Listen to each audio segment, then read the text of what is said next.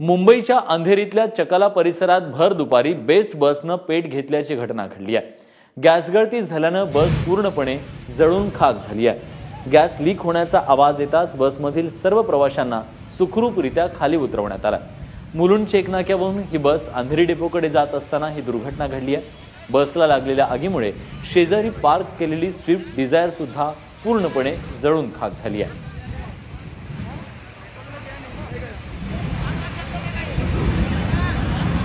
या सगळ्या परिस्थितीचा आढावा घेतला आमचे प्रतिनिधी प्रणिता मारणे। अंधेरी दरम्यान एक रस्त्यावर जी बस जात होती त्या बसला अचानकपणे आग लागली आणि ही या बसमध्ये प्रवासी सुद्धा होते, परंतु बसमधला जो गॅस आहे तो अचानक लीक झाल्याने ही जी बस आहे ती पूर्णपणे जळून खाक झाली। अर्थात सुरुवातीला आगीने एवढा पेट घेतला नव्हता, त्याच्यामुळे सगळ्या प्रवाशांना सुखरूप बाहेर काढण्यात आलं। कंडक्टर आणि बसचा जो वाहन चालक आहे, बस चालक आहे, तो सुद्धा लगेच गाडीतून उतरला, त्याच्यामुळे सुदैवाने कुठलीही जीवितहानी झाली नाही।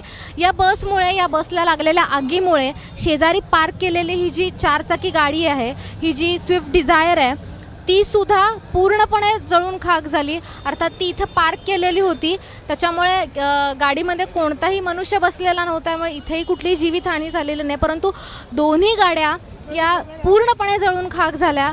ही जेव्हा बस निघाली, डेपोतून निघाली, तेव्हा गॅस हा अचानक रस्त्यात लीक कसा काय झाला आणि तो आधी या सगळ्या गॅस लीक होण्याआधी तो चेक केला नव्हता का? अर्थातच 8 ते 10 प्रवासी होते। सुदैवाने कुठलीही जीवितहानी झाली नाही, कोणालाही कुठलीही इजाही झालेली नाही आहे, परंतु या सगळ्यामुळे मुंबईकरांचा आणि जे रोज असे दळणवळण करतात, जे ट्रान्सपोर्ट इथून जे लोकल ट्रान्सपोर्ट वापरतात, त्यांचा सुरक्षेचा प्रश्न निर्माण झाला आहे।